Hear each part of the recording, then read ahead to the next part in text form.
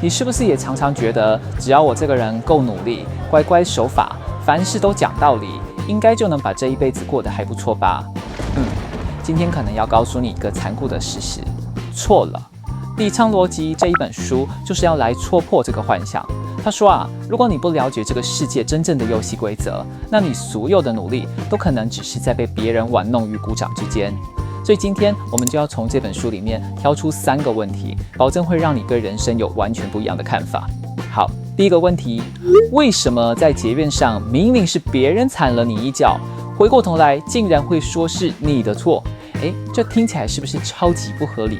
先別急着反駁，這背後其實藏着一種非常厲害的思維，能讓你避開生活中超多無謂的紛爭，專心做對自己最重要的事。接着第2個問題，為什麼你辛辛苦苦每天熬夜爆肝，以為自己是在創業，但說穿了，你可能只是在幫整個社會打零工？這個問題會徹底挑戰你對賺錢利潤這些事的看法。你賺到的錢真的是你的利潤嗎？還是你只是在領一份社會發給你，讓你勉強活下去的辛苦費而已呀？最後一個問題，這個可能有點燒腦。為什麼最危險的洗腦常常是從為什麼這3個字開始的？這會揭開一個我們每天都可能遇到，但幾乎從來沒發現過的思考陷阱。甚至這個陷阱還可能被有心人士拿來操縱你的想法哦。好，準備好讓你的大腦重新開機了嗎？歡迎來到阿冷的書房，我是你的閱讀領航員阿冷。接下來就讓我們一個一個來拆解這3個問題，看看世界的底層邏輯究竟是怎麼運作的。好，我們就先來聊聊第一個問題，為什麼被踩到腳反而是你的錯？我要先強調一下，這不是在挑戰你的道德觀，而是要提供一個全新的看事情的角度，幫助我们做出对自己最有利的選擇。書裡講了一個故事有個富豪的兒子被綁架了，他付了一大筆贖金才把兒子救回來。事後朋友都安慰他，結果他竟然說：“不，這一次是我的錯。”大家都很驚訝，綁架的明明是壞人吶。富豪就解釋說：“是我的錯，因為我沒有為我的財富做好足夠的保護措施。”你看，從法律上來說，錯的當然是綁匪，但從富豪個人損失的角度來看，是他自己保全的疏失才導致了這場災難。所以這就帶出了一個書裡非常核心的概念，在我們每個人的心中，應該要同時存在3種判斷對錯的觀點。你可以把它們想象成你腦中的3個角色，一個是法學家，一個是經濟學家，還有一個是商人。我們來想象一個情況，有個壞人騙一個好人進到一個沒鎖門的工地裡，結果那個好人失足摔死了。好，這時候法學家會說，這當然是壞人的錯，是他誘騙的。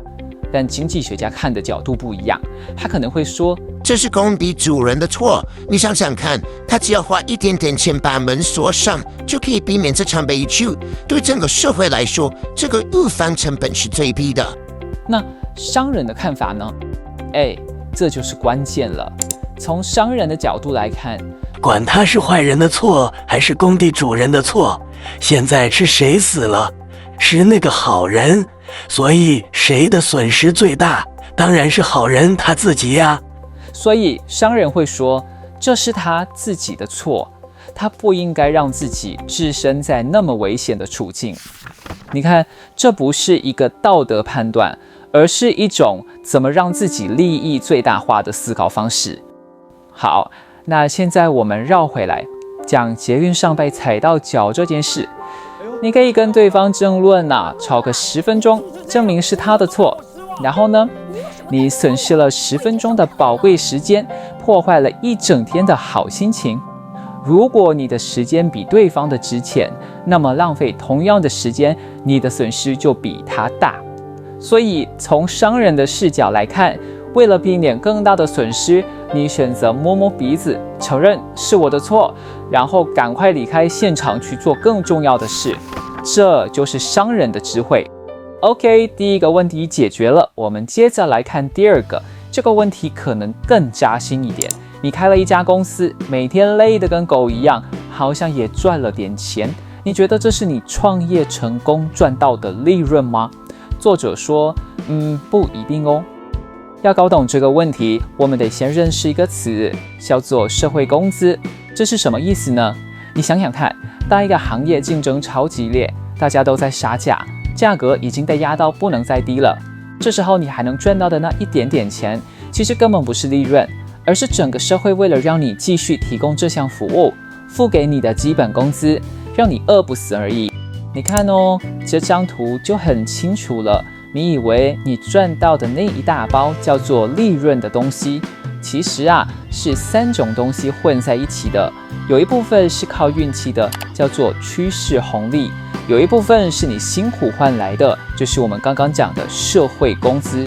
只有最後那麼一小部分才是你真正賺到的，叫做創新利潤。我們來一個一個把它拆開來看。所謂的趨勢紅利，白話一點講就是運氣啦。你剛好站在風口上，豬都會飛。但問題是，風總是會停的。當大家都跑進來做跟你一樣的事，你的紅利就沒了。再來，社會工資我們剛剛講了，就是你的辛苦錢。那什麼是創新利潤呢？這才是真正的利潤，是因為你的創新，你的獨特價值，是你做到了別人做不到或很難模仿的事情，所以你才能賺到的錢。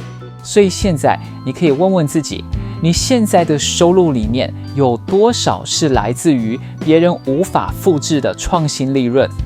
如果答案是0，或是趨近於0，那很抱歉，這本書的作者會告訴你，你可能不是在創業，你只是在幫整個社會打一份非常不穩定的零工而已。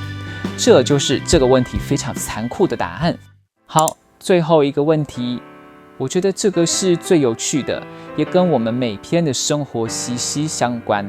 一個看起來再也正常不過的問句，是怎麼樣在你完全沒有防備的情況下，對你進行洗腦的？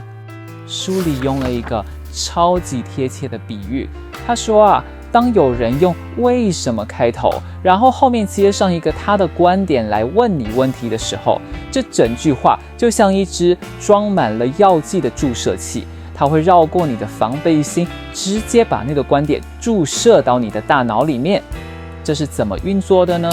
你想想看哦，當你聽到為什麼的時候，你的大腦會很自然地飄過一個步驟，就是去質疑後面那個觀點到底是不是真的。你會直接開始幫這個觀點找理由、找解釋，你的注意力就這樣被轉移了，然後那個被塞進來的觀點就在不知不覺中被你當成是事實了。書裡舉了一個超誇張的例子，你聽聽看。為什麼吃韭菜可以治癌症？當你聽到這個問題，你的第一反應很可能是，對啊，為什麼？是因為裡面的什麼成分嗎？而不是先去想，等一下誰說吃韭菜可以治癌症了？這有根據嗎？你看，這就是這個句式厲害的地方，它特別適合用來傳播謠言和錯誤的觀念。所以下次聽到這種問題，一定要先停下來，質疑為什麼後面接的那件事到底是不是真的。好了，講完了這3個問題，你可能會覺得腦袋有點打結，但其實我們已經碰觸到這本書最核心的思想了。它真正想給你的不是這些問題的標準答案，而是要教你一套思維工具，讓你學會怎麼看清楚這個世界運作的底牌。這就有點像我們常說的，到底是授人以魚還是授人以漁？給你魚吃，你只能解決一餐的問題，但教會你怎麼釣魚，你一輩子都不會餓死。書裡那些具體的方法就像是魚，可能環境一變就沒用了，但底層的邏輯就是那個釣魚的方法是永遠有效的。掌握了它，你才能在不斷變化的世界裡為自己找到出路。所以整本書的精華其實可以濃縮成一個公式：不變的底層邏輯加上一直在變的環境變數，你就能夠自己推導出最適合當下、最能解決問題的全新方法論。這不只是一個公式，它更像是我們應對這個複雜世界的終極藍圖。